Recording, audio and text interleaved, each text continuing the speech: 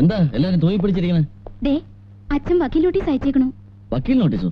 ആ ദാ.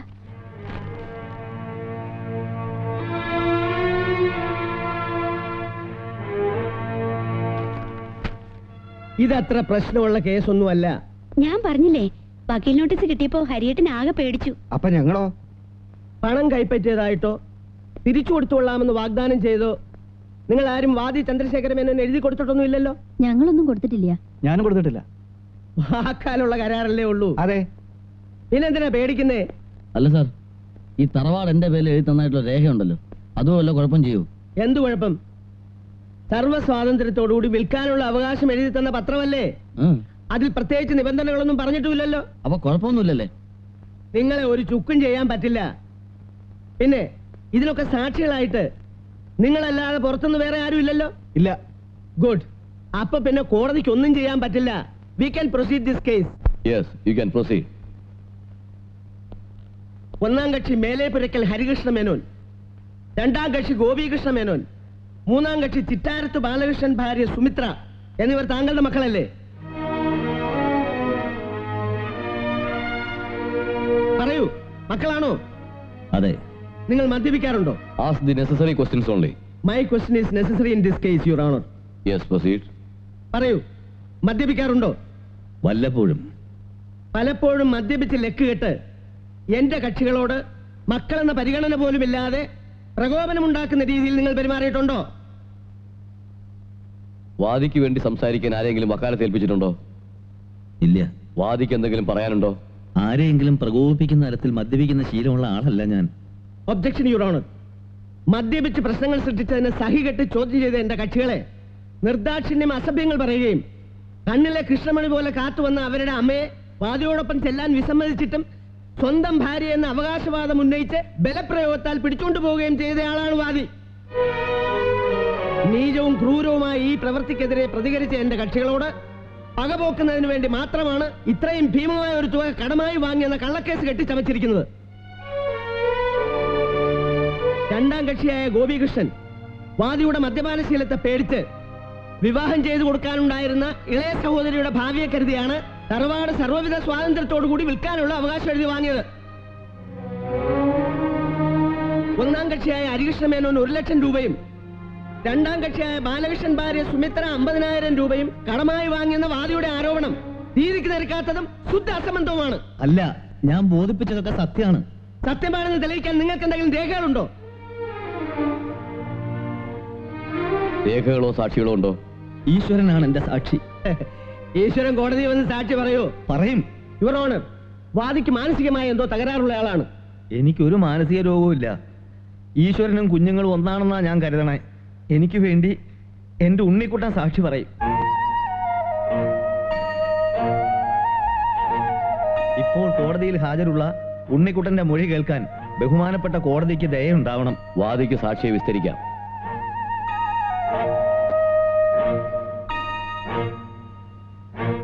മോനെ, മുത്തച്ഛൻ കള്ളു കുടിച്ചിട്ട് വീട്ടിൽ ബഹളം ഉണ്ടാക്കാറുണ്ടോ? പറ മോനെ. മോന്റെ ഡാഡിക്കും ചെറിയച്ഛനും വലിയമ്മയ്ക്കും പണവും വീടിന്റെ ആധാരവും കൊടുത്തത് മോനും കണ്ടതല്ലേ?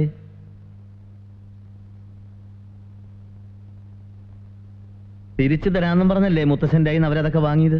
മോനും കേട്ടതല്ലേ? പറയൂ മോനെ, മുത്തച്ഛൻ പറഞ്ഞതൊക്കെ സത്യമല്ലേ? പറ എന്റെ ഉണ്ണി. തിരിച്ചു കൊടുക്കാമെന്ന് പറഞ്ഞ് പണം വാങ്ങിയത് മോൻ കണ്ടതാണോ?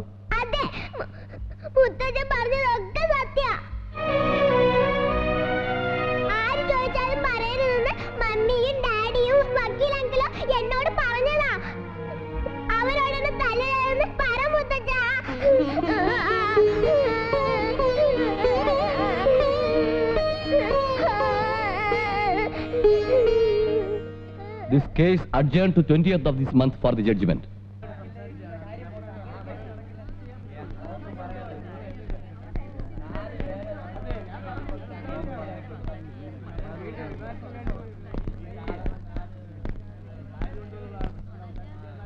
മുത്തച്ഛ,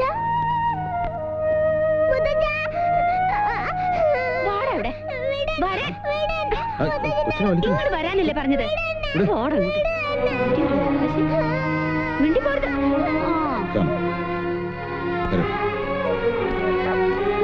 ഇങ്ങ് നടക്കടാ. വെറുതെ ഇതില് ബോൾ ഉണ്ണിക്കുട്ടന്റെ മൊഴി നമുക്കൊരു വലിയ അടിയായി പോയി. 10 വയസ്സിന് താഴെയല്ലേ ഉള്ളൂ. It's A strong evidence. ഒരു ജപ്തി വരെ പ്രതീക്ഷിക്കാം. ഓ, ഇത് പറയാനാണോ തന്നെ ഞങ്ങൾ വക്കാലത്തെ എന്നോട് ചൂടായിട്ടെന്താ കാര്യം? കുട്ടി സത്യം പറഞ്ഞാൽ എനിക്ക് എന്ത് ചെയ്യാൻ കഴിയും? ഇനിയിപ്പോ എന്താ സാർ ചെയ്യുക? നേരെ ചെന്ന് കാല് പിടിക്കുക. എന്തായാലും അച്ഛനല്ലേ. ഇനി ചെന്ന് അച്ഛന്റെ കാല് പിടിക്കാന്നൊക്കെ പറഞ്ഞ നിങ്ങൾക്ക് തോന്നുന്നുണ്ടോ അച്ഛൻ കോമ്പറേഷൻ സമ്മതിക്കൊന്ന്? അച്ഛനെ പറഞ്ഞ് സമ്മതിപ്പിക്കാൻ പറ്റിയ ഒരാളേ ഉള്ളൂ.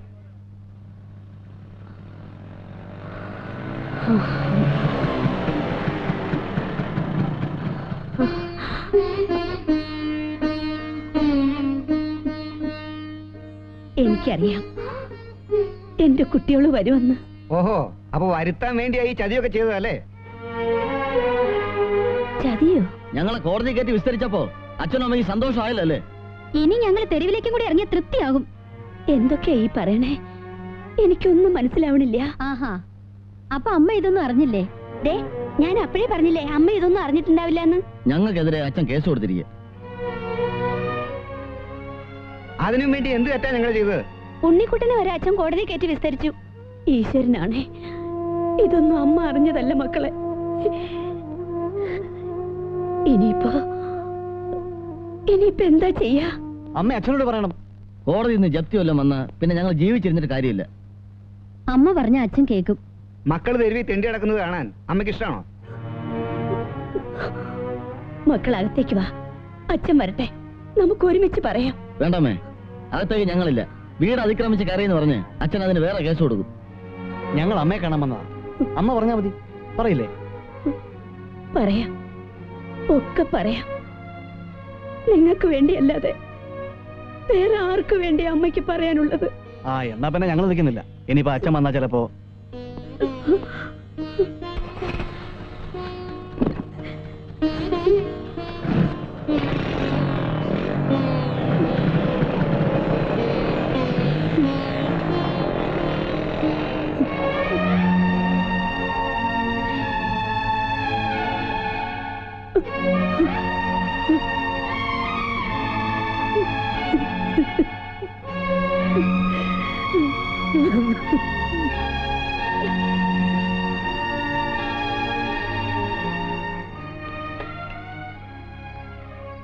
ചങ്ങനാശ്ശേരി നിന്നും കടുത്തുരുത്തിന്നും ഇല്ലിക്കെന്നൊക്കെ കുറെ കൊള്ളക്കാർ വന്നിട്ട് പോയിന്ന് കേട്ടു.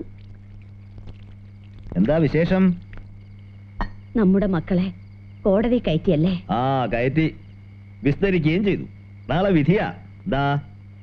എന്നോടെന്താ ഒരു വാക്ക് പറയാഞ്ഞേ? ജീവിതത്തില് ഭാര്യമാരോട് പറയേണ്ടാത്ത കാര്യങ്ങളുണ്ടെന്ന് ബോധ്യപ്പെട്ടത് ഇപ്പോഴാണെന്ന് കൂട്ടിക്കോളൂ.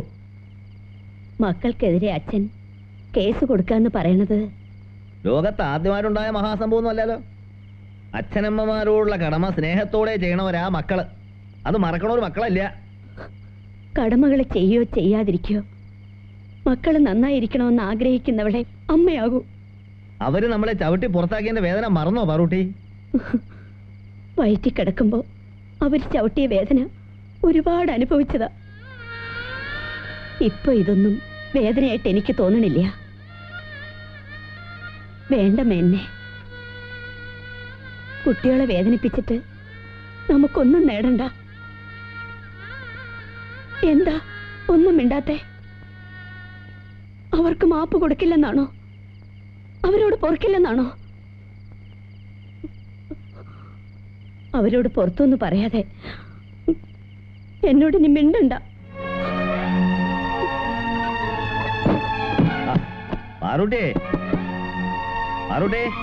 വേണ്ട, എന്നോടൊന്നും പറയണ്ട. എന്റെ കുട്ടികളോട് പൊറുക്കാതെ എന്നെ ഇനി കാണണ്ട. എന്നോടൊന്നും പറയും വേണ്ട.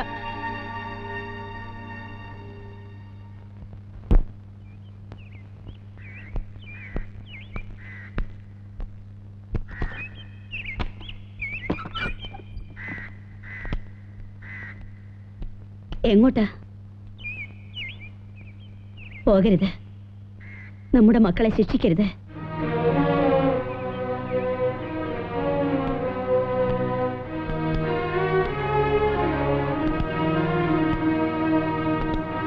പൊയ്ക്കോളൂ.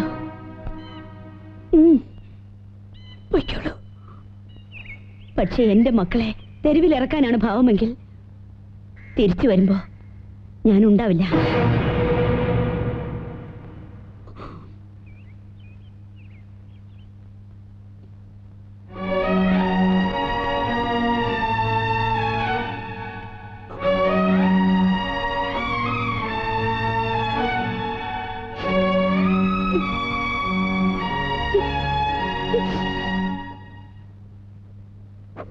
അന്യായ സംഖ്യയായ 6,50,000 രൂപ അന്യായ തീയതി മുതൽ സംഖ്യ ഈടാക്കുന്നതുവരെ 12% പലിശയും കോടതി ചെലവും പ്രതികളിൽ നിന്നും പ്രതികളുടെ സ്ഥാപന ജംഗമ വസ്തുക്കളിൽ നിന്നും ഈടാക്കിയെടുക്കുവാൻ വാദി മേലേപ്പുരയ്ക്കൽ ചന്ദ്രശേഖര മേനോനെ അനുവദിച്ച് വിധിച്ചുകൊള്ളുന്നു.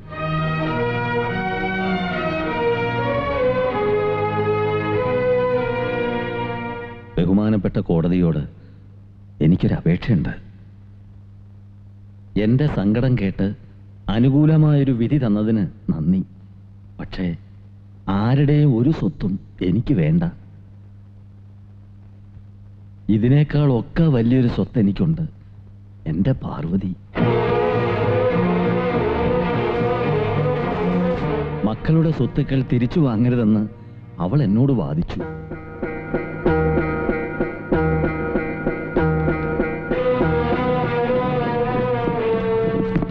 അവളെ തോപ്പിച്ചിട്ട് എനിക്ക് ജയിക്കണ്ട.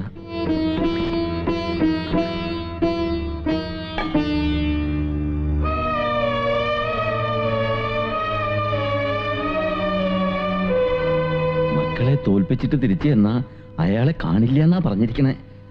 എന്റെ പാർവതി ഇല്ല അച്ഛാ, പിന്നെ ഞാനില്ല.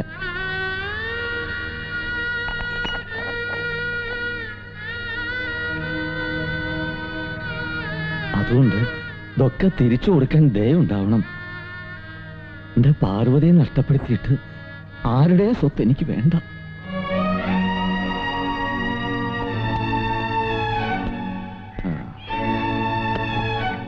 പാർവതിയെ, പാർവതി,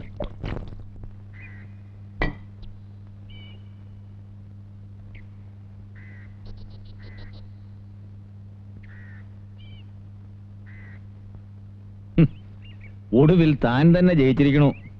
മേനോൻ ഇപ്പോഴും തോറ്റു. താൻ വാദിച്ചില്ലേ മക്കളെ തോൽപ്പിച്ചിട്ട് ഒന്നും വേണ്ടെന്ന്? വേണ്ട, ഒക്കെ അവർക്ക് തിരിച്ചു കൊടുത്തു. അവരുടെ ഒരു സ്വത്തും നമുക്കിനി വേണ്ട. എന്റെ ഏറ്റവും വലിയ സ്വത്ത് താനല്ലേടൂ. തനിക്ക് വേണ്ട പിന്നെ എന്തിനാ എനിക്ക്? ഒക്കെ തിരിച്ചു കൊടുത്തു. സന്തോഷമായില്ലേ? എന്തേലും ഒന്നും മിണ്ടടൂ. ഇനി നമുക്കിടയില് ഇങ്ങനെ കൊട്ടിയടച്ചൊരു വാതിൽ വേണോ? വേണ്ട, തുറക്ക്. അറുട്ടേ, തുറക്ക്. എന്നാലും എന്നോട് മിണ്ടില്ല എന്ന് പറയാൻ തനിക്ക് എങ്ങനെ നാവ് പൊങ്ങിന്നാ ഞാൻ വിചാരിക്കണേ. ആ, തുറക്ക്. പാറുട്ടേ, ഒന്ന് തുറക്കാൻ. പാറുട്ടേ, തുറക്കടോ. പാറുട്ടേ, എന്താ ഇത്? പാറുട്ടേ, പാറുട്ടേ, പാറുട്ടി തുറക്കാൻ. പാറുട്ടേ, പാറുട്ടേ, പാറുട്ടേ, പാറുട്ടേ, തുറക്കാൻ. വാതിൽ തുറക്കാൻ. പാറുട്ടേ, പാറുട്ടേ, പാറുട്ടേ, പാറുട്ടേ, പാറുട്ടേ.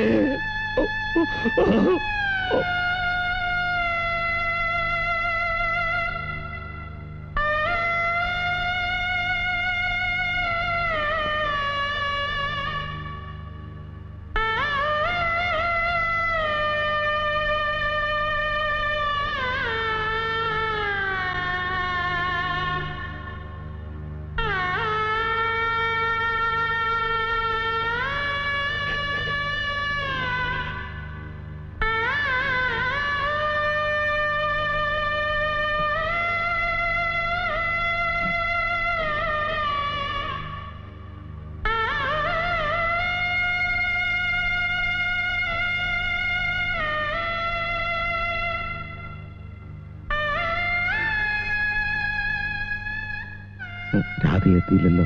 ഇല്ല, എത്തിയിട്ടില്ല. പോലീസ് ഫോർമാലിറ്റീസ് കഴിഞ്ഞ സ്ഥിതിക്ക് ഇനി എന്താ വേണ്ടേ?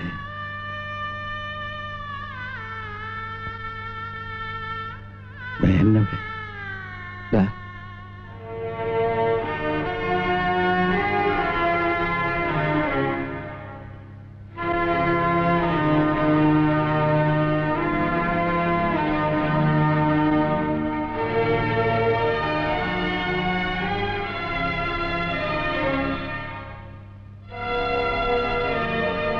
എന്റെ പാർവതി ഭാഗ്യവതിയാ.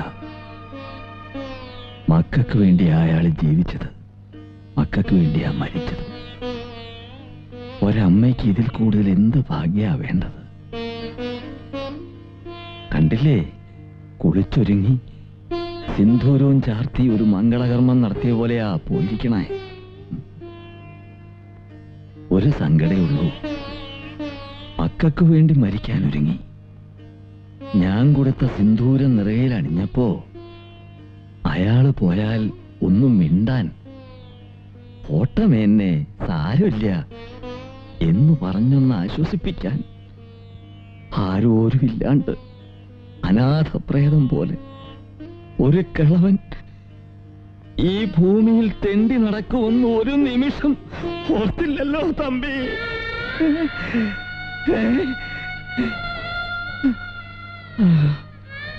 രാധിക തെറ്റിയിട്ടില്ല. എന്താ വേണ്ടേ?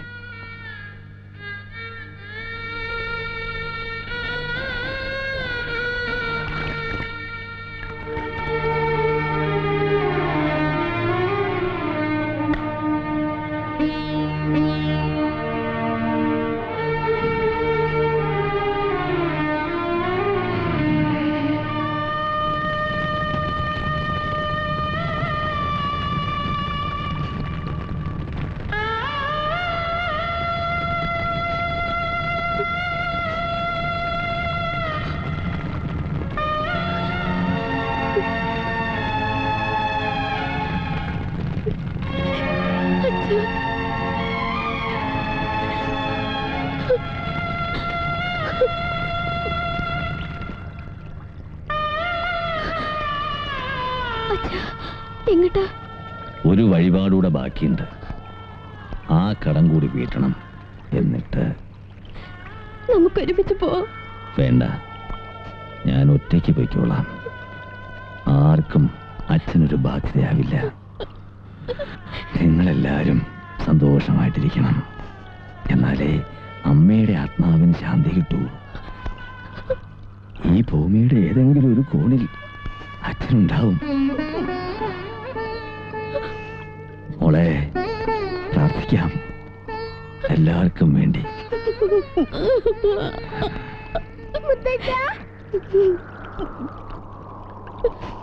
എന്നിട്ട് പോവരുതേ മുത്തച്ഛ.